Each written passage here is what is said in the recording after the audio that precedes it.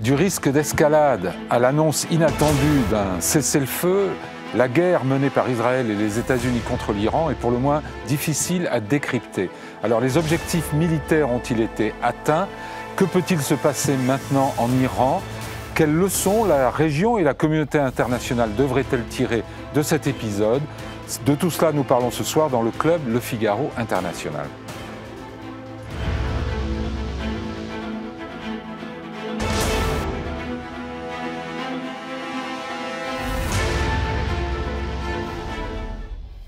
Bonsoir. Bonsoir. Vous êtes politologue, essayiste, spécialiste du monde arabe contemporain et de l'islamisme radical.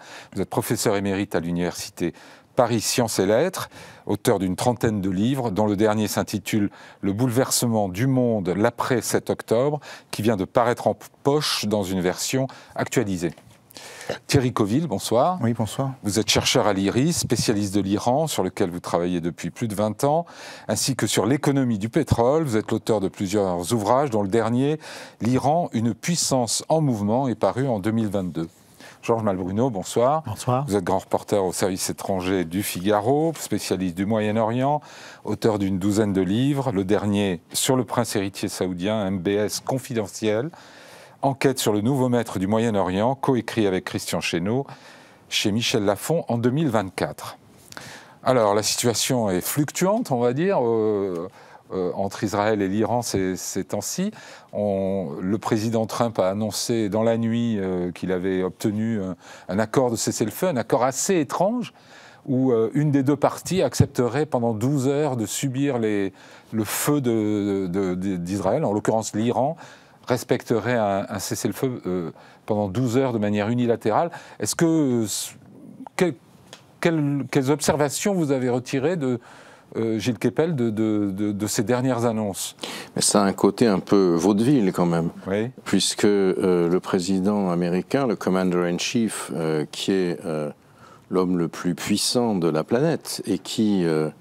au fond, au moins depuis 1989, c'est-à-dire depuis la fin de l'Union soviétique, dirigeait d'une certaine manière l'architecture de paix mondiale. Il y avait des domaines qui lui échappaient, mais quand il disait quelque chose dans son domaine spécialité, c'était quand même son... Vous parlez du président en tant que fonction, oui, et pas de ça. Trump oui, en non, particulier. Non, pas lui, non. Et oui. là, c'est absolument... Enfin, oui, parce que chaque 45... mot qui sortait de la Maison-Blanche était pesé au trébuchet et engageait toute la puissance américaine. Aujourd'hui, c'est un peu plus brouillon, on va dire. Oui, il s'est exprimé avec des mots que la morale du Figaro m'interdit de reproduire, même en anglais au micro, ce qui est tout à fait stupéfiant, c'est-à-dire qu'on a l'impression qu'il n'est pas obéi. Et l'allié l'allié israélien, qui avait déjà tiré parti de sa frustration pendant les négociations américano-iraniennes sur le nucléaire. Les Iraniens ne donnaient pas grand-chose comme concession. À ce moment-là, Trump a dit « ça ne va pas, on va utiliser la force ». Immédiatement, Netanyahou a utilisé la force. Ça a donné l'escalade d'aujourd'hui. Là, on a eu une arrivée des groupes aéronavals américains. La frappe massive, enfin, on suppose massive, mais on ne sait pas trop ce qu'elle a donné. On ne sait pas le résultat, mais elle est en tout cas massive. Elle a été massive, mais si elle a été massive et sans résultat, ça pose un problème encore plus grave. C'est vrai. Et donc, dit maintenant, ça y est, c'est la paix, bravo à tout le monde, c'est étonnant quand même. Et ce matin, il dit, allez, c'est la paix, et Netanyahou va bombarder Téhéran. Trump l'appelle avec ses mots crus. Et une partie des avions fait demi-tour. Alors là, on n'était pas d'accord entre nous. On regardait tout ce qu'on pouvait pour avoir l'air intelligent durant cette émission. On ne sait pas si des avions israéliens ont tiré ou si certains sont rentrés et n'ont pas tiré. Ouais. Les Iraniens ont tiré de l'autre côté. Et de tout ça, il reste que le président Trump qui vient en Europe, apparemment, dans un avion pour l'Europe. Oui, puisqu'il arrive ce soir à La Haye pour le sommet de l'OTAN. Oui, ça va pas être triste. Alors, il va arriver en pacificateur. Voilà, c'est ça. Donc, Thierry Coville, comment vous regardez cet épisode? C'est Trump le magicien ou... Oui, c'est compliqué de suivre. Bon, je pense que il y avait quand même quelque chose qui était en train de se jouer. Alors, moi, déjà, j'ai assez de mal, comme je dis d'habitude, j'ai assez de mal avec l'Iran, donc les autres pays, je laisse ça. Donc, j'ai semblé comprendre que du côté d'Israël, je crois qu'il y a une déclaration de Netanyahou qui disait on ne veut pas une guerre d'attrition. Donc, est-ce qu'il n'y a pas eu déjà des messages envoyés indirectement en disant... Ils disaient ces derniers jours qu'ils étaient proches d'avoir fini leur liste de cibles. Pas du tout. Enfin, j'ai compris. Hier, il y a eu une déclaration aux États-Unis disant on est près de la fin de la guerre. Voilà. Oui, enfin, bon. Ce n'est pas parce que quelqu'un a compris quelque chose que le fait que quelqu'un ait compris l'autre, le contraire, veut dire que ce n'est pas vrai. On est quand même dans un... on est dans un univers trumpien. Ce que je veux dire par là, c'est que ce que j'ai compris, moi, c'est qu'effectivement, il y a eu l'entrée en guerre des Américains, mais les Iraniens ont réagi quand même assez calmement. Si on peut dire qu'on est quand même en guerre, etc. Donc, c'est un peu la méthode iranienne. On évalue les dégâts. Ensuite, ils ont montré plusieurs options. Donc, j'ai eu l'impression déjà de revivre ce qui s'était passé après, je ne sais pas si vous vous rappelez, l'assassinat du général Qassem Soleimani début 2020. On sort des grands mots, on va sortir du traité de non-prolifération, on va attaquer les bases américaines, puis finalement... Mais les actes sont prudents. Ils ont fait une réponse proportionnée. Par contre, ce que j'ai aussi compris, bon, moi, ma source, c'est... J'écoute BBC Persan tous les jours, c'est que l'idée, c'est qu'ils avaient déjà affaire à Israël. Donc l'idée, c'était de résister à Israël. Et ils avaient mis en place une stratégie. Oui. Et qu'ils ne voulaient pas d'un conflit supplémentaire avec les États-Unis. Donc ça, je pense qu'ils ont envoyé le message, ce que j'avais compris jusque-là, le message à Trump, et là, il l'a compris, ce qui est aussi important, parce qu'il a compris qu'ils bombardaient le Qatar, mais ils étaient obligés de le faire. C'était un peu symbolique, ces 14 missiles tirés hier soir. Georges Malbruno. C'est exactement le même nombre de missiles iraniens que les grosses bombes américaines. Les grosses bombes américaines. Je crois que l'Iran a cédé face aux Américains de peur d'avoir à être défait face à Israël. Et pour les États-Unis, pour Donald Trump, je crois qu'après les frappes massives sur Fordo, le raisonnement de Donald Trump était le suivant: j'ai réglé la question du nucléaire et de l'enrichissement. Maintenant, on revient à pas business as usual, mais on reparle un petit peu, on revient à la table des négociations, et pour les Iraniens, ça permettait aussi, toi qui on les connaît bien, de sortir un petit peu moins humiliés, d'avoir à perdre devant Trump, qui d'une certaine façon règle la question de l'enrichissement, qui était le principal différend au cours des dernières négociations entre Witkoff et Arakchi, plutôt que d'avoir à perdre devant l'ennemi israélien. Et donc, on voit bien quand même, c'était, comme ça a été dit, la frappe iranienne sur la base d'Al-Udeid à Doha, c'est un monument de chorégraphie, parce que deux canaux... Les Qataris sont prévenus. Deux canaux disent au Qatar, et disent via le Qatar et eux-mêmes aux États-Unis, attention, on va frapper. La base est évacuée, les Américains vont dans les abris, et après... Donc, et les missiles sont tous interceptés, sauf un. Les missiles sont tous interceptés. L'Iran appelle immédiatement après le Qatar pour dire attention, vous êtes un pays frère, ami, etc. Et pour cause, c'est qu'on apprend que dans la foulée, le Premier ministre du Qatar joue les intermédiaires entre la Maison-Blanche et l'Iran, et finalement, il y a cet accord surprise de cessez-le-feu qui... Je voulais terminer, excusez-moi, parce que la stratégie iranienne, ils savent, de toute façon, c'est le cauchemar stratégique qui arrive, parce qu'ils n'ont pas d'aviation. Voilà. Donc, être attaqué par Israël, qui a quand même les F-35, etc., donc c'est leur cauchemar stratégique.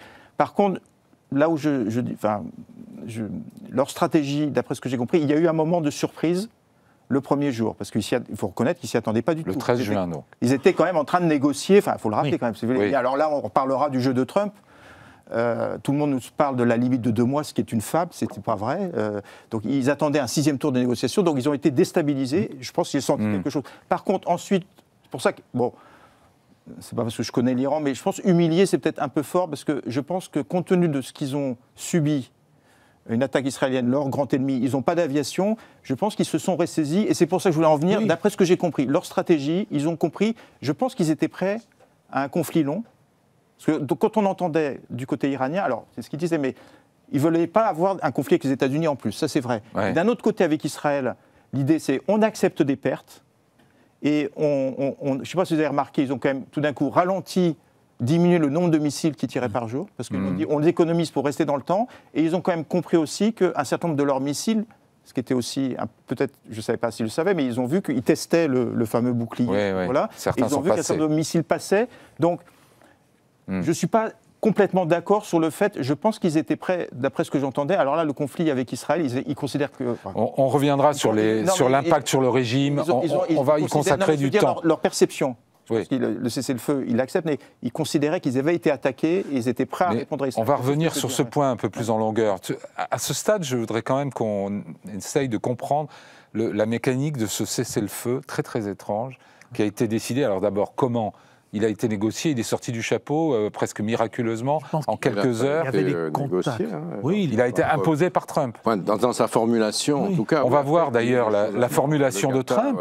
Georges l'a dit tout à l'heure, mais la manière dont il a été formulé, disons, verbalisé, si vous voulez, c'est du Trump pur jus. Oui, on va afficher sur l'écran le texte. La parole des États-Unis, aujourd'hui, n'a plus de valeur. Deux séquences de 12 heures. Voilà. 2 séquences de 12 heures. Alors, ça va commencer dans 6 heures. Il y aura une séquence de 12 heures, à la suite de laquelle Israël commencera le cessez-le-feu au bout de 24 heures seulement. Voilà. Mais l'Iran au bout de 12 heures. Qui a inventé c'est vraiment du Trump? C'est le bric et le broc, parce qu'il n'y a pas... Ça peut marcher, ce truc-là? Aujourd'hui, ça n'a pas marché. Ça n'a pas marché, mais... Il est en train de redresser le tir si finalement les Israéliens sont rappelés à leur base. Je ne suis pas sûr que ça ne marche pas parce que on a vu Benjamin Netanyahou faire une déclaration, il dit qu'il n'y aurait pas d'autres frappes israéliennes sur l'Iran et l'Iran s'est engagé, je ne vois pas l'intérêt de l'Iran d'aller continuer quand même après. Comme ça a été dit, l'objectif de l'Iran, c'est de garder les Américains dans la boucle pour pouvoir négocier la fin de la guerre. Donc, je pense qu'on s'achemine vers un répit. Oui. Alors pourtant, les Israéliens, l'armée israélienne dit que le danger persiste. Alors je ne sais pas s'ils font allusion au danger balistique immédiat ou même au risque nucléaire qui serait persistant. Parce que le problème, c'est qu'on ne sait pas ce qu'on produit, ces bombardements massifs du week-end. Ce qui est une des grandes surprises de l'affrontement, c'est qu'on ne savait pas de l'autre côté ce que les Iraniens avaient sous l'accélérateur. Ouais. Puisque il semble... Sur le plan nucléaire, vous voulez dire? Non, et sur le plan balistique, je parle sous le contrôle de Thierry, pardon, Thierry Covid. Mais je ne suis pas sûr qu'on imaginait de l'autre côté que l'Iran avait une telle quantité de missiles. C'est quoi, 2-3 000 les estimations avant Ils en tiraient 10 par jour, donc faites le calcul. Oui, mais les Israéliens en ont détruit pas mal. Non, alors, mais il en reste des centaines, en fait. Ils ont détruit des lanceurs, mais... Pas forcément des missiles, d'après ce que j'ai compris. Ils ont détruit des lanceurs, mais... Il y a eu beaucoup de leurres, c'est ça, qui sont partis d'Iran et qui ont fait en sorte que les Arrows, c'est-à-dire les engins balistiques du bouclier de fer, ont été dépensés en pure perte. Ah bon? Et qu'aujourd'hui, il semble, enfin bon, je parle, aucun de nous n'est vraiment militaire ici, mais il semble qu'Israël se trouve précisément, les trous dans le bouclier sont venus de ce qu'il n'y a pas assez de missiles antimissiles. Ce qui indique quand même que le renseignement iranien, dont on dit pique-pendre, pénétré par les Israéliens, nul, etc., avait quand même un certain nombre de connaissances, et les tirs qui ont été faits sur Israël ont été assez précisément ciblés. Quand on compare à la campagne de l'année dernière, où il y avait même des missiles qui atterrissaient en Cisjordanie, ça n'a pas été le cas cette fois-ci. C'était en tout cas ciblé de manière à faire mal et à montrer à Bibi Netanyahou que de même que après le 7 octobre, il avait été incapable d'assurer la sécurité d'Israël par son impéritie, parce qu'il croyait qu'en faisant financer Hamas par le Qatar et en faisant en sorte qu'ils se réjouissent de la contrebande qui passait grâce à ça à travers les tunnels du Sinaï, Sinoir aboierait, entre guillemets, mais ne mordrait pas. Catastrophe, 1200 Sinoir, le chef du Hamas, 250 otages. Et là, paradoxalement, cette offensive qui semblait être destinée à montrer qu'après Hezbollah, il pouvait de la même manière liquider les méchants iraniens, est beaucoup plus complexe à gérer, et surtout que, de nouveau, il y a des Israéliens qui sont tués par l'ennemi sur le sol israélien. Ceux du Hamas, c'était par le massacre qu'on a vu à la frontière à la bande d'Eretz, et là, c'est par les cieux. Ça ne s'est jamais produit, avec cette ampleur en tout cas, dans toute l'histoire d'Israël. Et Netanyahou se trouve quand même si aujourd'hui vous avez la population israélienne évidemment bombardée, qui fait front, qui est solidaire, qui va aux abris. Néanmoins, Israël, qui est un pays où il y a une forte discussion politique sans concession, considère que Netanyahou a quand même pris des risques. Il s'est mis entre les mains des Américains en demandant et en obtenant le renfort de ces bombes massives de 13 tonnes.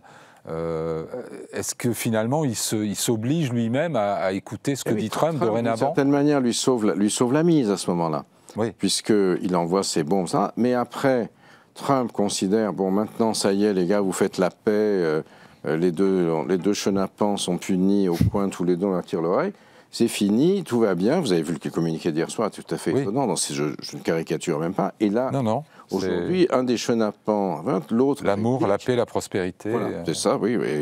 Et donc, on est dans une situation complètement étonnante où le faiseur de paix, élu quand même, Trump a été élu par la base MAGA, Make America Great Again, plus d'intervention, isolationnisme. Il est en train de devenir ce qu'on appelle en anglais un warmonger, c'est-à-dire un fauteur de guerre. C'est une situation très étonnante. Alors, le clou de tout ça, c'est l'arrivée à l'OTAN, aujourd'hui, dont il a quand même annoncé que c'était irrelevant. Et on parlera peut-être du rôle des Européens, du non-rôle des Européens dans cette crise, tout de même sur l'impact qu'ont eu ces bombardements et sur l'état actuel du programme nucléaire iranien. Est-ce que vous avez une idée des dommages qui ont pu être causés par ces bombardements ? Oui, c'est pour ça que... Thierry Coville. Bon, en tant que... Je suis économiste de formation, donc moi...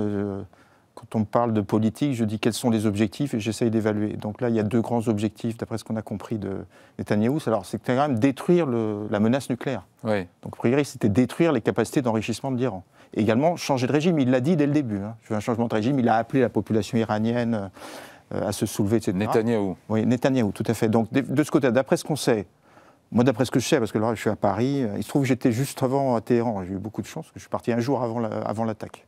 Mais là, le site de Natanz, d'après ce qu'on sait, en haut, là, ça a été rasé. Par contre, il y a tout ce qui est à l'intérieur. Comment savoir Alors les Israéliens disent on a un peu touché, mais comment savoir parce que c'est quand même... Et qu'en disent les Iraniens à leur population ? C'est un peu la méthode, si vous voulez. Ils sont toujours très calmes. Ils répondent toujours de manière très rationnelle. Fordo, c'est pareil. Fordo, on évalue. Vous avez vu tous ces camions qui sont partis la veille. Oui, mais c'est des camions bennes. C'est pas là-dedans qu'on transporte des centrifugeuses. J'entendais des titres si vous voulez, dans la presse. Oui, c'est la panique, etc. Moi, c'est pas du tout ce que je ressentais en écoutant les informations. Le système a tenu. Effectivement, il y avait l'idée on tue un chef, mais l'Iran, c'est pas ça. C'est un État. Ouais. Un vieil État, donc on tue un chef des passes d'Aran, on le remplace peut-être par un jeune qui est encore meilleur. Enfin, je veux dire, voilà, donc ils ont remplacé les chefs. Le système a continué de fonctionner. Et pour répondre à votre question, je pense que ça va être compliqué pour le nucléaire parce que, si vous voulez, parce qu'ils sont au moins renvoyés quelques années en arrière. Un point important aussi qu'il faut mettre en avant, la force du programme nucléaire iranien, elle est dans les cerveaux. Oui. C'est des centaines, mais sinon des milliers de jeunes Iraniens qui ont fait des doctorats en physique nucléaire. Ils sont quand même relativement bons dans ce domaine. Et donc l'élimination, on dit un quart environ des scientifiques clés du programme ont été tués. Oui. Donc il en reste 3 quarts. Georges Malbruno, il en reste 3 quarts, oui. Il en reste beaucoup. Et je crois que la principale inconnue aujourd'hui sur le nucléaire, c'est les fameux 400 kilos d'uranium enrichi, les éléments dont on ne sait pas où ils sont. Et visiblement, ils ont été transférés. Et les Iraniens le savent. Et voilà. Mais comment le Mossad, qui manifestement avait pénétré... Un point important, excusez-moi, parce que je tiens... Bon, je ne suis pas là pour... Je me retrouve... J'ai jamais été juriste, etc. Mais là, il faudrait vérifier, est-ce qu'on a le droit d'assassiner, parce que tout le monde prend ça pour argent comptant, est-ce que dans une guerre, ces scientifiques... Excusez-moi, c'est quand même un point... Non, mais c'est un point important, parce que tous les médias disent, oui, un scientifique a été tué, etc. Il y en a un qui a été tué dans le Guilan, je crois, un grand scientifique. Bon, est-ce que c'est... ces scientifiques, moi, il se trouve que je vois un peu l'Iran. Vous pouvez être scientifique en Iran, parce qu'il y a un haut niveau d'études, etc., travailler, parce que les gens sont très nationalistes, travailler pour le gouvernement, vous n'êtes pas forcément copain avec la République islamique d'Iran. Donc quand j'entends comme ça, on a tué un scientifique, on a tué un deuxième, etc., je suis un peu gêné quand même, je veux dire. Est-ce que c'est un but de guerre légitime ? On tue du savoir-faire. Oui, non, mais d'accord, mais l'idée, c'est est-ce qu'on a le droit sur le plan du droit international et quand même, on pourrait poser... Le droit international n'a pas vraiment été épargné dans cette crise depuis le début. On peut quand même rappeler... C'est une tradition israélienne depuis très très longtemps. Oui, mais on peut quand même rappeler qu'à force de ne pas le respecter... Non, mais le droit international existe, vous avez raison de le rappeler. C'est tout, excusez-moi. L'Iran n'ayant pas été le meilleur champion du reste depuis le... C'est pas non plus. Exactement, exactement. Si à force de dire, que ok, ça compte plus. Personne n'a dit que ça comptait pas. Mais on a mentionné comme un fait. Je rappelle aussi que les Iraniens, ils ont quand même, Saddam Hussein, il les attaque en 1980, il dit qu'il y a une menace existentielle, déjà avec la République islamique d'Iran, qui va déstabiliser l'Irak, et il y a 8 ans de guerre, 500 000 morts de chaque côté. Ouais. Donc, jamais condamné par le Conseil de sécurité des Nations Unies. Donc, à force de dire que le droit international, ça compte pas, on va avoir des conflits partout. Chacun va dire que c'est une guerre préventive parce qu'il y a une menace. Non, mais c'est tout. C'est tout, c'est pas tout. Mais c'est justement ça qui se passe. C'est-à-dire qu'on est sorti, me semble-t-il, depuis le 7 octobre, d'où ce bouleversement du monde que vous avez gentiment rappelé tout à l'heure. Le 7 octobre est vraiment une ligne de partage des eaux. Le système de 45, de l'équilibre entre l'Est et l'Ouest, l'équilibre de la terreur, tombe en 1989 quand l'Union soviétique cesse d'exister, mais on a une OTAN qui est plus là contre le pacte de Varsovie, il n'y a plus de pacte de Varsovie, mais qui assure une espèce de nouvel ordre américain, plus ou moins, alors avec du terrorisme, avec le 11 septembre, etc., mais là, véritablement, avec le 7 octobre, l'ensemble de ces règles sont en train de voler en éclats. Et d'une certaine manière, ce qui se passe aujourd'hui est la conséquence directe du 7 octobre, puisque Netanyahou, d'une certaine façon, est lui-même pris en termes de politique intérieure dans une forme de fuite en avant. Il liquide le Hamas pour satisfaire la population, mais en même temps, il est en train d'exercer une hécatombe à Gaza, ce qui fait que les amis d'Israël sont de moins en moins nombreux de ce fait-là. Est-ce que la destruction des proxys, du Hezbollah en particulier, n'ont pas été justement la préparation nécessaire d'une certaine manière, et l'encouragement bien sûr, et personne n'a pleuré pour le Hezbollah. Vous n'aviez pas Rima Hassan qui faisait un bateau pour Nasrallah, si vous voulez, pour dire les choses clairement. Le régime de Damas n'a pas fait pleurer grand monde non plus, même si les suites sont un peu compliquées. Et d'une certaine manière, Netanyahou est pris dans cette spirale où il doit aller toujours un peu plus haut. Et comme l'a justement dit Thierry Coville, là, c'est quand même, c'est pas la même chose. C'est pas la même échelle. C'est un grand pays, 3 fois la France, 90 millions d'habitants. Oui, c'est ça. Georges Malbruno. Oui, Benyamin Netanyahou a remporté des succès tactiques, mais il n'y a pas de stratégie derrière. Et puis, je crois, le Hamas a été disloqué militairement. Il n'est pas encore complètement anéanti à Gaza. Le Hezbollah a été aussi très affaibli militairement, mais ça reste quand même la première force militaire au Liban. Et ils n'ont pas tiré une roquette sur Israël à la faveur de cette crise. Je crois était vraiment sérieusement cognés. J'ai l'impression qu'ils n'ont plus vraiment les moyens, même au Liban, d'agir, contrairement à ce qui se passe. Les moyens ou la volonté, je ne sais pas. Et l'Iran, aujourd'hui, il faudra faire quand même le bilan après. L'État a tenu, parce que comme ça a été dit, c'est un État. Les gardiens de la Révolution, c'est plus de centaines de milliers de personnes. Les dirigeants qui ont été tués, l'autre jour j'interrogeais un diplomate iranien, il me disait c'était un peu à l'image des dirigeants du Hezbollah qui ont été tués, c'était des pré-retraités. Et comme tu l'as dit, il y a une capacité de renouvellement qui est éprouvée. Et donc de ce point de vue-là, la victoire de Benyamin Netanyahou est une victoire très incomplète en Iran, avec les réserves qu'on mettait sur le nucléaire. Sur un point, pour en finir avec cette question de que reste-t-il du programme nucléaire, les 450 kilos ou les 400 kilos d'uranium enrichi qui auraient été déplacés, vous croyez les uns et les autres que les espions israéliens, qui ont quand même beaucoup d'informations sur ce qui se passe en Iran, qui ont pu localiser l'endroit où les généraux se retrouvaient dès les premières frappes pour établir les plans de la suite, on peut déplacer 450 kilos d'uranium enrichi sans que le Mossad n'ait un œil là-dessus? Cette question est importante, mais si vous voulez, je voulais dire par rapport donc le programme nucléaire iranien, il y a toujours ce qu'ils ont dans la tête. Donc ça, on ne pourra pas leur enlever. C'est toujours là. Ils peuvent très bien, alors ça prend un peu de temps, ils savent comment fabriquer une bombe atomique. Donc ils ont plein de scientifiques, etc. Je pense que si une des questions, c'est avant l'attaque, il y avait l'idée en Iran qui était discutée, parce que c'était un débat, j'ai entendu plein de choses là sur les médias, ils voulaient devenir une puissance du seuil. Donc il faut être précis parce qu'on entend tellement... Donc c'est la différence, j'ai quelqu'un sur Internet qui a dit c'est la différence entre le conditionnel et le présent quand même. Donc une puissance du seuil, on a les capacités. Et il y a l'ancien ministre iranien Khalazi, qui n'est pas un rigolo, il a dit, dans les 2 ou 3 mois, il a dit on peut faire une bombe atomique. Donc ce qu'a dit le ministre de la Défense français, enfin voilà, les Iraniens l'ont dit. Par contre, on n'a pas pris la décision politique de le faire. Oui. C'était discuté. Par contre, je voyais par hasard des types qui disaient oui, bon, on réfléchit à un changement de doctrine, ce qui en Iran n'est jamais innocent. Donc, pour répondre ça veut dire quoi, pardon? Ça veut dire que, effectivement, la force de dissuasion que représentait le soutien à l'axe de résistance, ils ont bien compris que ça n'existait quasiment plus par les milices chiites en Irak et les Houthis. Donc, ils ont bien vu qu'ils n'étaient plus vraiment défendus, ils n'avaient plus ce qu'ils appelaient cette profondeur stratégique. D'un autre côté, ils ont commencé à dire, mais si on n'a plus de force de dissuasion, regardez, Israël est quand même venu nous attaquer lors de ces affrontements, est-ce que ce ne serait pas le moment de réfléchir? Alors, ils disaient un changement de notre doctrine nucléaire, ce qui voulait dire, dans le langage codé iranien, est-ce que ce serait pas bon d'aller vers la bombe atomique? Je pense que cette réflexion, alors elle est plus que renforcée. Avec ce qui vient de se passer, c'est un peu... Vous les voyez prendre une trajectoire nord-coréenne? Attention. Passer à la clandestinité totale? Que la perception iranienne qui a existé, qui les a conduits vers la bombe atomique au milieu des années 80, c'est... on est attaqué par Saddam Hussein, tout le monde aide Saddam Hussein, et le droit international ne fait pas son boulot, puisque le Conseil de sécurité des Nations Unies ne l'a jamais condamné. Donc on a besoin d'une force de dissuasion, comme d'autres pays ont. Donc je veux dire que, comme vous avez remarqué, il y a 2 jours, c'est le Conseil, alors c'est une commission du Parlement iranien, sécurité, qui a dit il faut sortir du TNP. Mais c'est encore un message. Oui, c'est pas une décision. Le Conseil, voilà, pour répondre à votre question, ils ne sont pas encore à la coordination. C'est une mise en garde. Au Conseil suprême de la sécurité nationale qui décide de... Ça fait partie des pressions que l'Iran pourrait exercer dans le cadre des négociations qui vont s'ouvrir. Mais vous nous dites... des questions. Non, mais ça, c'est des...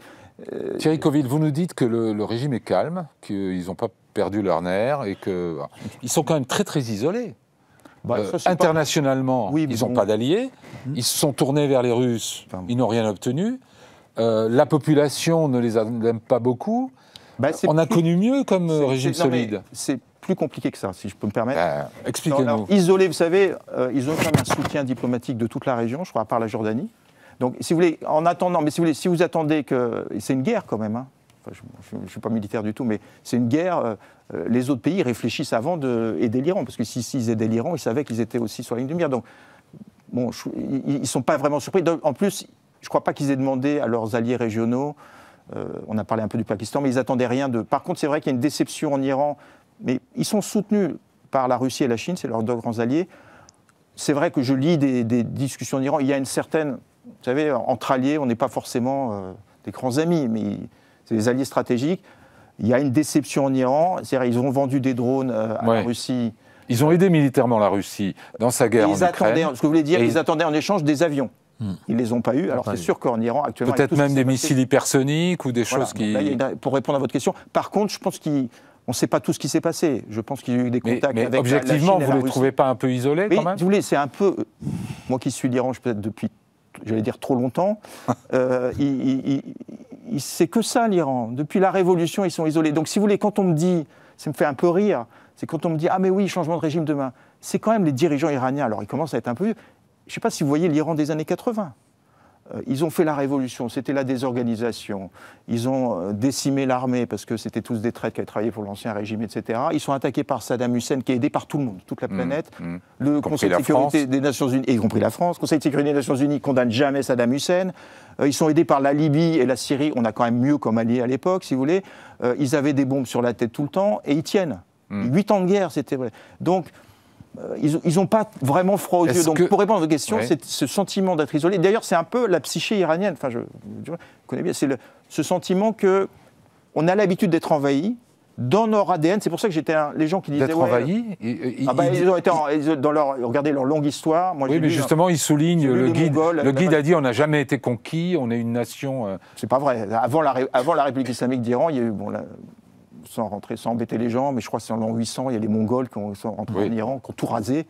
Donc oui, il y a eu des invasions. Mais l'idée de l'Iran, c'est, dans l'ADN iranien, il y a « je résiste à l'invasion étrangère ». Ça, c'est vraiment dans l'ADN. Donc pour répondre aussi à votre question sur la population, je serais un petit peu plus sceptique. Il y avait une polarisation en Iran entre le MAGA iranien, donc tout ce que dit le guide, ils disent oui, ceux qui haïssent le régime depuis notamment 2022, et au milieu, vous avez la classe moyenne iranienne qui est très éduquée, qui veut la démocratie, mais qui ne veut surtout pas aller dans la rue. Ils ont vu ce qui s'est passé en Irak, en Syrie. Enfin, il y avait quand même beaucoup de monde dans les rues, les jeunes, au moment du mouvement Femmes, Vie et Liberté, en 2022. J'écoute BBC Persan, voilà, mais c'est ma seule information. J'ai pas vu un seul mouvement de protestation depuis le début de la guerre, contrairement à ce qu'on nous racontait, contrairement à ce que demandait Netanyahou. Et on a plutôt, pour répondre à votre question, on a plutôt le sentiment qu'il y a un nationalisme. Un réflexe. Et donc les Iraniens, juste pour vous dire, ce que j'entendais, c'est je n'aime pas la République islamique d'Iran, mais c'est l'Iran qui a été attaqué. C'est pour ça qu'on revient sur l'idée de c'est pas simplement la République islamique d'Iran, c'est peut-être l'erreur qu'a commis Netanyahou. Pour beaucoup d'Iraniens, c'est Doshman, c'est l'ennemi qui a attaqué notre pays. Voilà, on rentre dans Georges Bruno. Beaucoup de réactions quand même, effectivement. L'agresseur, aujourd'hui, c'est pas le guide et les bassides contre les jeunes filles, c'est Israël. Donc c'était difficile de créer comme ça un mouvement populaire d'adhésion en faveur Donc on va trop vite quand on dit le régime est affaibli par ses frappes. En tout cas, le système sécuritaire tient bien. Il est sans doute très aujourd'hui séparé de la société, plus que jamais. Il y a toujours eu dans le chiisme ce qu'on appelle la taqiyya ou le ketman, c'est-à-dire que, à condition de ne pas affronter en public le pouvoir, on peut faire à peu près ce qu'on veut. Moi, j'ai souvenir de Thierry Coville, qui est beaucoup plus sérieux que moi, n'a peut-être pas les mêmes souvenirs, mais les soirées à Téhéran Nord étaient absolument sans limite. Lui, oui, il connaît. Mais il y a une société souterraine en Iran qui s'amuse bien. Il suffisait de donner un bakshish au gardien de la Révolution, qui était l'îlotier, si vous voulez. Et c'était vraiment illimité, parce que tant qu'on n'avait pas l'affrontement, et au fond, le système tenait aussi comme ça, comme en avec des soupapes de sécurité. En ancienne Europe de l'Est, dans la Tchécoslovaquie d'origine, tout le monde était sous, il passait son temps dans les partouzes, et comme ça, le Parti communiste pouvait gérer, si vous voulez.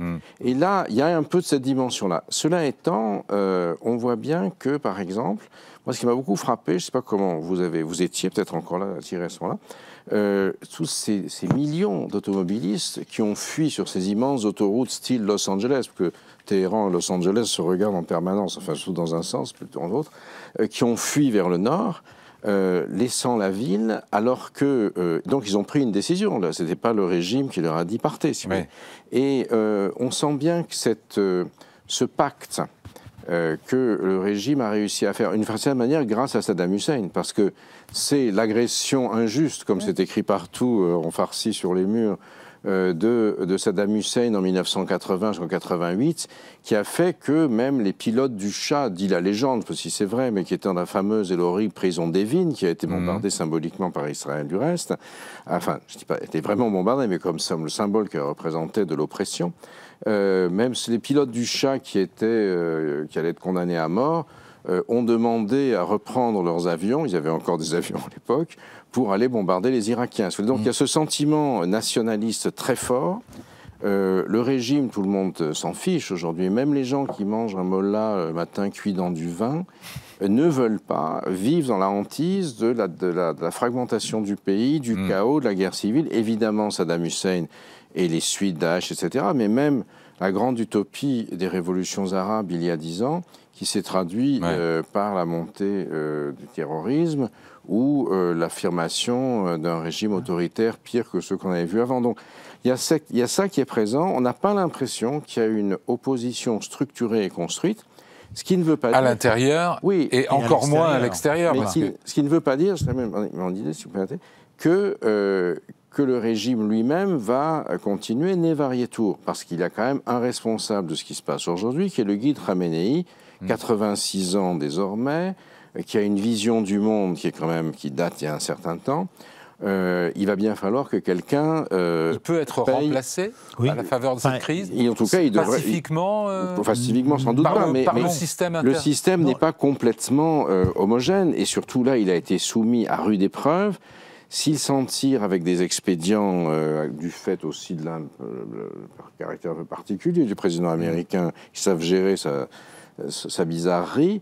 Néanmoins, ils sont quand même très abîmés. Alors je ne sais pas quel est l'état de destruction des sites, des infrastructures, etc. Mais il va falloir que le leadership iranien, quel qu'il soit, change. Alors on a bien vu, du reste, qu'ils ont fait élire le président Pezeshkian, qui n'était pas du tout de la même... Considéré comme plutôt modéré. Oui, enfin en tout cas, Raïssi était celui qui avait dirigé lui-même la répression contre les femmes. Parmi les femmes que la racaille des Bassidj, des nervis du régime, allaient bastonner, etc., vous aviez également des filles de gardiens de la Révolution, les pères ayant fait des fortunes dans l'immobilier, l'extorsion, tout ce que vous voulez, Les filles se sont modernisées, certaines sortent sans voile. Donc là, on avait un certain nombre de contradictions qui apparaissaient, si vous voulez. Puis regarde tout ce qui se passe en Arabie Saoudite. Pour l'Iranien de base, les Arabes sont des mangeurs de lézards. Et là, tout d'un coup, on voit l'Arabie Saoudite où les femmes sont sur les plages. Qu'est-ce que nous avons fait, République islamique, depuis 1979 Le pays est dans une situation de blocage. Donc on voit bien qu'il y a quand même un certain nombre de forces qui sont en bouillonnement. Certes, il n'y a pas d'opposition visible, etc., mais ça semble très difficile d'imaginer que le régime reste tel qu'il a été après les épreuves qu'il est en train de subir. Un mot quand même sur l'opposition. C'est quoi l'opposition? Il y en a une? L'opposition en exil, c'est quoi? C'est Reza Pahlavi d'un côté, les Moudjahidines du peuple, qui sont détestés par grande majorité des Iraniens. Qui ont collaboré avec Saddam Hussein. Qui ont collaboré avec Saddam Hussein. C'est le fils du Shah, Reza, qui n'est pas, comment dirais-je, un leader extrêmement charismatique. Et soupçonné d'être plutôt dans la main des Israéliens, lui plus aussi. Que soupçonné. Il est discrédité par les Iraniens. Il s'est rendu en Israël. Il est allé en Israël, il est allé prier au mur des lamentations, il n'a pas eu un seul mot pour les Palestiniens, mais il y a une petite quand même nostalgie à chaque fois que je vais en Iran, chez certains Iraniens de l'époque du Shah, c'est pas énorme. C'est plutôt le père du Shah, enfin, c'est le Reza père. qui est considéré donc, mais il ne représente pas un avenir. Donc, ce qui fait que les Iraniens aujourd'hui se disent, on n'aime pas ce régime, mais on a entendu toute la diaspora iranienne, en particulier en France, souligner qu'aucun changement ne pourrait venir de l'extérieur, ce qui n'était d'ailleurs souhaitable de l'extérieur, et que c'était la société civile. Oui. Mais la société civile n'avait pas structuré. Si je peux me permettre, simplement, le régime, là, effectivement, a montré une certaine résilience, mais une guerre longue, c'est pour ça que je suis un peu en désaccord, une guerre longue qui affaiblirait les centres de pouvoir pourrait, à un moment donné, encourager la population, peut-être, à sortir dans la rue, et on se souvient d'avant en 78, pourquoi le régime du Shah est tombé? Parce qu'il y a eu la jonction entre la population et les forces de sécurité qui ont tourné kazakh. Là, jusqu'à maintenant, les gardiens de la révolution, les Bassidj, sont fermement loyaux, solidaires du régime. Mais à un moment donné, je ne sais pas si ça arrivera, mais le danger pour le régime, c'est s'il y a cette jonction entre la masse des Iraniens qui sont silencieux aujourd'hui, mais qui pourraient ne plus être demain, et une partie des forces de sécurité. Une partie des gardiens, une partie des gardiens, sont beaucoup plus jeunes, qui ont maintenant leur légitimité religieuse. On n'est pas à ce stade-là, mais le régime, tôt ou tard, pourrait être confronté quand même. Avec un risque de baisse d'influence des religieux au profit de l'appareil sécuritaire. Ça fait toujours bizarre de revenir, parce qu'il y a un point important, je pense qu'on commet une erreur, parce que je l'entends beaucoup, séparer, parce que tu voulais faire, mais séparer complètement, veut dire le méchant régime et la gentille société, non. C'est beaucoup plus compliqué que ça. Donc, si vous voulez, ces Iraniens... Votre formulation est quand même étrange, parce mais la société a raison. Non, mais si vous voulez, le citoyen ordinaire... C'est un très bon journaliste suisse qui avait vécu en Iran, qui m'avait dit cette formule-là, et je pense que c'est très vrai, parce que 80% de l'économie, par exemple, appartient au secteur public, au secteur parapublic. Oui. Donc la société, elle travaille pour le secteur public. Ces fonctionnaires qui tiennent la société, etc., ils sont d'abord... Je pense que ce qui tient l'Iran depuis un moment, c'est le nationalisme beaucoup plus que l'islamisme. Et ça fait un moment que c'est comme ça. Ah oui. Donc si vous voulez, il y a effectivement... Alors, il y a les mosquées sont vides. Il y a une culture iranienne qui est... On ne dit jamais les choses directement. Donc c'est vrai que c'est quand même compliqué pour les dirigeants de la République islamique d'Iran de dire, on est passé à autre chose et maintenant il faudrait que... ils ont quand même fait la révolution, on sait très bien quand on fait la révolution, on attend un petit moment avant de dire, les idéaux révolutionnaires. Donc je veux dire, c'est plus compliqué que ça. Et je pense que les Iraniens, il ne faut pas oublier aussi, il y a un très haut niveau d'éducation. Moi je suis toujours frappé en Iran de la maturité politique des gens. Par exemple, ce qui a fait échouer, le mouvement de 2022 a été une grave crise politique. Mais très clairement, pourquoi les ouvriers ne sont pas allés dans la rue, pourquoi les autres classes sociales ne sont pas, ce que tu disais, sont liées à ce mouvement, c'est que du côté des Iraniens... Femmes, liberté, je crois. Femmes, liberté. Et c'est qu'ils ne voient pas une alternative, qu'on a dit tout à l'heure, mais c'est important quand même. Bien sûr. Les Iraniens, ils veulent savoir, ils ont fait la révolution en 79, ce qui leur est tombé sur la tête, ce n'était pas vraiment ce qu'ils avaient prévu. Oui, ça, donc avant de leur dire, c'est facile d'être ici et de leur dire, sortez dans la rue, etc. Ils disent, oui, vous êtes gentils, vous. Ils veulent savoir ce qu'il y aura après. Ils veulent savoir, ils veulent voir une alternative politique crédible. Et pour 1 milliard de raisons, ils ne la voient pas. Donc, autre point important, c'est qu'il y a eu les dernières élections présidentielles en Iran. c'est vrai que, alors c'est toujours pareil, le verre à moitié vide, le verre à moitié plein, il y a eu 50% de taux de participation. Alors c'est le plus faible taux de participation aux élections présidentielles, je crois, depuis la Révolution.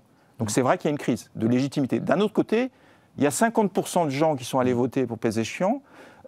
Parmi les gens qui sont allés voter, il y a peut-être des gens qui ont manifesté lors de la crise politique Femmes, Vie, Liberté. Ce qui veut dire que c'est plus compliqué, vous voyez, que des gens qui sont contre le régime. Il y a des gens dans ces protestataires qui se disent, bon, Pézechian, il représente une évolution. Ça peut être des gens. Je vous dis simplement, un jeune Iranien, j'ai entendu 800 personnes, j'ai trouvé sa formule pas mal. Bon, avec Pézechian, si on vote pour lui, on n'est pas sûr que l'Iran aille vers la Corée du Sud. Par contre, si on vote pour Jalili, on est sûr que ça va vers la Corée du Nord. Vous voyez ? Donc, c'est pour ça que... Jolie formule. Oui, je trouve élargissons un peu le spectre. Les voisins arabes dans la région, ils ont regardé cet épisode comment, Gilles Kepel ? Là, sur l'exemple du Qatar, et donc vous avez évoqué tout à l'heure, est particulièrement frappant. Le Qatar est quand même des pays, des pétromonarchies de la péninsule arabique, celui qui a été le plus proche de l'Iran. D'abord parce qu'ils contrôlent ensemble l'immense champ gazier du milieu que les uns appellent South Pars et l'autre North Dome. À part que les Iraniens ne peuvent pas tellement tirer dedans parce qu'ils n'ont pas le matériel. South Pars, c'est les Iraniens qui l'appellent ça et les autres l'appellent North Dome. Oui. Mais donc les Iraniens, eux, ils n'ont pas les instruments pour l'utiliser. Donc le Qatar l'utilise fort, mais doit verser bien évidemment un solde compensatoire de l'autre côté.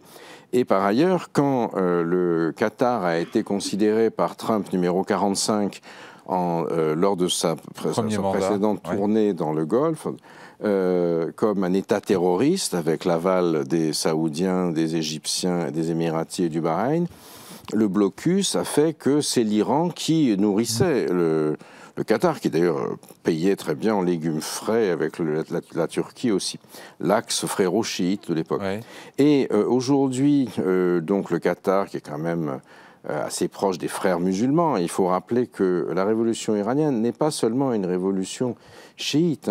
L'ayatollah Khamenei a traduit vers le persan les œuvres de Sayyid Qutb, c'est-à-dire du principal idéologue sunnite des frères musulmans égyptiens. Vous ne savez, pas comme les salafistes, les frères musulmans. La révolution islamique a donné une espèce de pêche, si j'ose dire, à tous les révolutionnaires musulmans du monde entier, chiites ou sunnites. Je me rappelle, en 1980, j'étais jeune à l'époque, et j'étais en Égypte, j'avais eu une interview avec le chef des frères musulmans. Pendant que je faisais antichambre, le chargé d'affaires iranien islamiste, qui était là, était arrivé, parce qu'il a pas, je l'ai rencontré beaucoup plus tard, hiérarque, à Téhéran.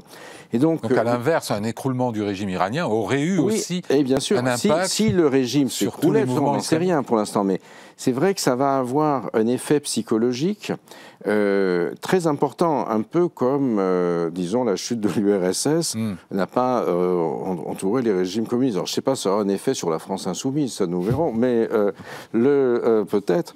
Mais disons, cette espèce de sentiment qu'il y a un arrière-pays où règne l'utopie islamiste ou communiste, etc., si ça s'effondre, ça change un peu les choses.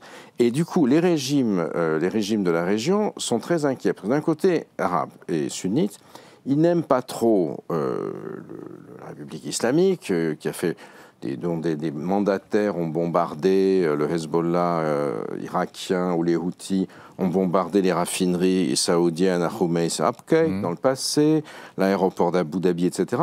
Mais un Iran qui s'effondre les inquiète beaucoup. Blocage du détroit d'Ormuz. Alors bon, la Chine en même temps important l'essentiel de son pétrole d'Iran par le détroit d'Ormuz, je pense a les moyens de dire avec, comme dirait Trump dans son rude langage, don't that. Je ne dis pas ça au Figaro. Et donc mais ils sont extrêmement inquiets de cette déstabilisation. De l'autre côté, ils n'ont pas envie d'un Iran qui redeviendrait un Iran fonctionnel, qui redeviendrait l'Iran qui avait la puissance du Shah, qui était le gendarme de la région, qui avait vérifié à ce qu'il n'y ait pas de révolution communiste au Dhofar, etc., et qui, à l'époque, faisait qu'Israël était un interlocuteur, sinon de second rang, du moins n'était pas au-dessus de l'Iran par rapport aux États-Unis. Vous voyez Donc il y a toutes ces dimensions géopolitiques qui, quand on regarde avec un tout petit peu de recul... La réconciliation saoudienne, iranienne, orchestrée par la Chine, ça tient toujours, ça? Pour l'instant, mais... Tient, oui, Georges elle tient. Les Saoudiens ont une priorité, c'est la stabilité, donc ils ne veulent pas de guerre. C'est pour ça que le prince héritier Mohammed bin Salman a dit à Donald Trump d'y aller mollo sur l'Iran. Donc il y a pas de confiance parce que les Arabes du Golfe soupçonnent à juste titre l'Iran encore d'avoir quelques visées déstabilisatrices, mais il y a un réalisme qui fait qu'on ne veut pas de guerre et l'Iran fait partie de notre voisinage et qu'on doit s'entendre avec lui. Donc voilà, c'est pour ça que hier, dès l'annonce du cessez-le-feu, l'Arabie Saoudite, les Émirats sont félicités de ce cessez-le-feu parce qu'une guerre, comme ça a été dit, c'est quelque chose qui n'est pas bon du tout pour eux. Un mot sur l'absence totale. Excusez-moi, parce que pour compléter ça, c'est que c'est vrai qu'on vit un moment clé, parce que je pense, moi, qu'il y a quand même une certaine unité nationale du fait de cette guerre. Bon, la question qu'on pose dans ces cas-là, c'est qu'est-ce que le pouvoir va en faire? Et donc, malheureusement, il y a plusieurs options. Il faut savoir qu'actuellement en Iran, les services de sécurité, c'est pour ça qu'il y a un État, alors c'est pas l'État profond, je sais pas l'État profond iranien, mais il y a un État qui fonctionne, des services de sécurité qui sont toujours très actifs, ils sont en train d'arrêter à tour de bras tous ceux qui considèrent Donc il y a un durcissement? Non, c'est pas un durcissement. Ils considèrent qu'il y a eu quand même une pénétration du Mossad dans la société iranienne. Là, ils arrêtent plein de gens dans des provinces, etc. Donc, mais pourquoi vous n'appelez pas ça un durcissement?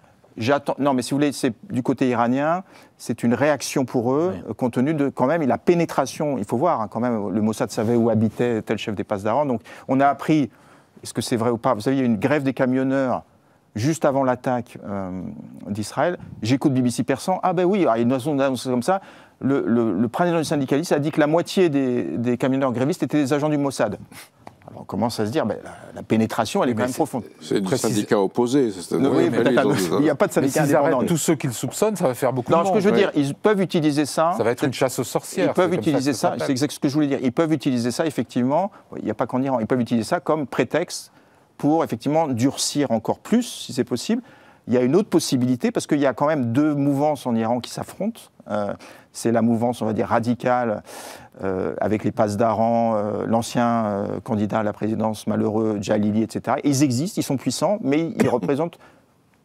Ils ont perdu les élections. Donc la majorité des gens veut la modération. Il y a les modérés. Est-ce que...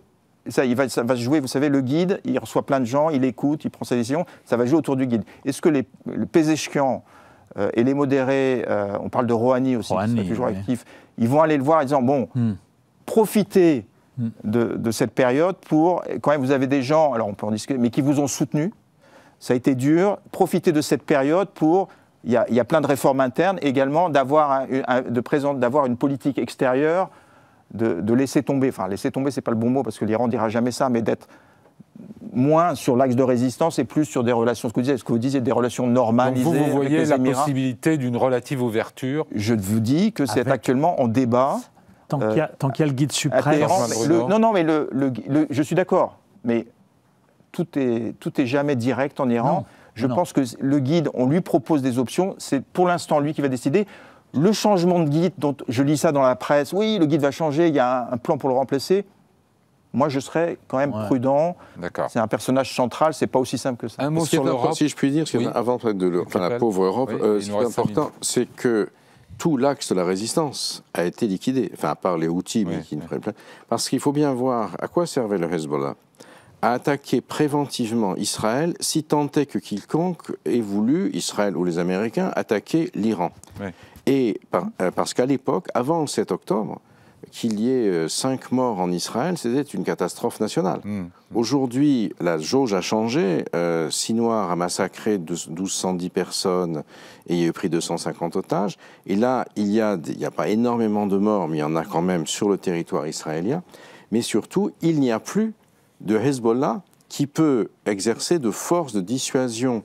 C'était l'arme de dissuasion iranienne, le Hezbollah. Donc, la République islamique est exposée de face dans sa population, donc tout ce système, c'est le système qui a été construit par le guide. C'est pour ça qu'à mon avis, je vois mal comment ce régime peut durée. C'est-à-dire, Pas j'entends tout bien... à fait, mais J'entends bien Thierry qui nous dit qu'il n'y a pas d'opposition, bien sûr, que la société est obéissante, mais il y a quand même des craquelures dans à l'intérieur de la logique même, de l'ADN du régime. C'est-à-dire, il y a des quelque chose qui n'est plus gérable. Non, mais ça, on le sait, les affrontements réformateurs. Non, mais là, moi, juste un détail. Vous avez raison dans le sens, après la chute de Bachar el-Assad. Il faut qu'on parle de l'Europe. On arrive presque au bout. On ne va pas régler toutes les questions qui se posent pour l'Iran dans cette émission. À cause de vous, il y a oui, c'est de ma faute. Mais il y en a une qui m'intéresse, c'est qu'est-ce que Trump a gagné dans cette opération sur le plan international?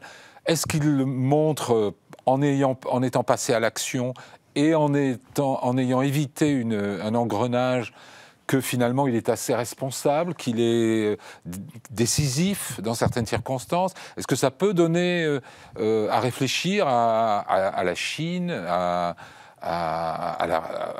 la Russie de Poutine? Est-ce que vous pensez qu'il a marqué des points dans cet épisode, bizarrement? On peut poser votre question exactement en la mettant à l'envers, si vous voulez. Posez-la à l'envers, ça ne me dérange pas du tout. On n'a plus le temps. Mais vous voyez, et ça marcherait aussi. Ouais. C'est-à-dire que effectivement, il a dit ce matin, on arrête de jouer tous les deux dans son coin. Il a ce talent de cocher toutes les cases. Oui, donc, oui, mais enfin, ça ne marche pas. Ouais. Et ça, c'est quand même... Enfin, je pense qu'il faut qu'on attende la prochaine émission du Figaro Live, qui sera sur le sommet de l'OTAN, si l'OTAN existe encore après le passage de Trump. Bon, alors on a vu que les Européens, je voulais en parler, mais il n'y a pas grand-chose à en dire, ils ont été complètement mis sur la touche. Il y a eu une réunion à Genève la semaine dernière, et Trump a dit non, mais on n'a pas besoin des Européens. Et il a attaqué le lendemain. Ils sont totalement inutiles, et il a attaqué le lendemain. Il n'y a pas de cohésion. On a bien vu que Emmanuel Macron et le président allemand disant que finalement le chancelier disant finalement que Netanyahou faisait le sale boulot pour tout le monde, et Macron s'opposant à un changement de régime par la force. Il n'y a pas de cohésion. Et en plus, je ne pense pas que les Iraniens soient très demandeurs d'ailleurs d'une participation européenne, parce que les Iraniens, historiquement, traditionnellement, veulent négocier avec les États-Unis. Et donc, Witkoff, il faut espérer, et Arakchi, espérons, se retrouver. Mais vous ne voyez pas les uns et les autres des leçons géopolitiques à tirer de cet épisode? Ce que je peux dire, c'est que les Iraniens sont... ils retiennent, ils n'oublient pas, mais ils sont pragmatiques. Donc il faut voir que de leur point de vue, Trump les a trahis 2 fois. Ouais. En mai 2018. Ils avaient misé sur lui, selon vous? Oui, alors si vous voulez, c'est ça que j'étais un peu surpris, parce que moi aussi je me suis complètement trompé, on va dire, parce que j'ai répété, on m'interviewait pourquoi les Iraniens négocient, parce qu'ils pensent que Trump ne veut pas la guerre. Et c'est ce qu'il a répété. Je ne veux pas la guerre, donc je veux qu'on règle cette problème. C'est ce que pensaient aussi les électeurs de Trump qui ont voté pour lui. Oui, non, mais si on est un peu déstabilisé. Mais d'ailleurs, il serait là, il vous dirait qu'il ne veut pas la guerre. Oui, enfin, sans doute. D'accord, mais alors justement, c'est pour ça que cette ambiguïté, parce que il a quand même... Alors, je ne suis pas trop d'accord sur les négociations n'avançaient pas. Elles étaient compliquées parce qu'il y a un truc sur lequel... Oui, mais justement, ça, c'est rédhibitoire. Il ne faut pas que ce soit compliqué. Oui, d'accord, mais si vous voulez, à partir de... Écoutez, on a mis 2 ans... C'est engouffré dans la... On a mis 2 ans et demi pour avoir l'accord de 2015. Donc moi, je veux bien qu'on ait un nouvel accord en deux, comme on disait, Trump dit, en 2 mois. Oui, mais là, les Iraniens ont manqué de psychologie. Ils devaient savoir qu'avec Trump, il ne fallait pas s'engager dans 2 ans et demi de négociations. Non, mais pas 2 ans et demi, mais ils tiennent à droit à l'enrichissement. Et ils pensaient qu'avec Trump, négociant un accord avec un président républicain qui peut avoir... l'accord serait beaucoup plus durable qu'en 2015. Donc c'est vrai qu'ils ont été, ce que je l'ai dit, ils ont été très surpris. Et je pense qu'ils ont été... Enfin, ils ont été c'est fini, c'est définitif pour vous entre Trump et quand on connaît la culture iranienne, ils ont été trahis, puis ils reviennent discuter. Ouais. Un peu la ils veulent d'ailleurs continuer avec les... Et c'est ce que Trump veut aussi, non, Gilles Kepel? Vous ne croyez pas que Trump veut renouer avec les Iraniens? Il est obligé aujourd'hui d'obtenir quelque chose qui ressemble à la paix. Ouais. Il a les élections de mi-terme qui viennent avant 2 ans. Sa base va se déchirer complètement. Et ceux qui avaient voté en disant Trump c'est la paix, pour l'instant, ils n'ont pas eu beaucoup de récompenses pour leur vote. Je vous réinviterai à la veille du prochain sommet Trump-Khamenei. Merci à tous les 3. Et pas sûr de revenir. Merci à tous les 3 pour vos analyses. Merci à vous de nous avoir suivis. Je vous retrouve la semaine prochaine. Très bonne semaine à tous.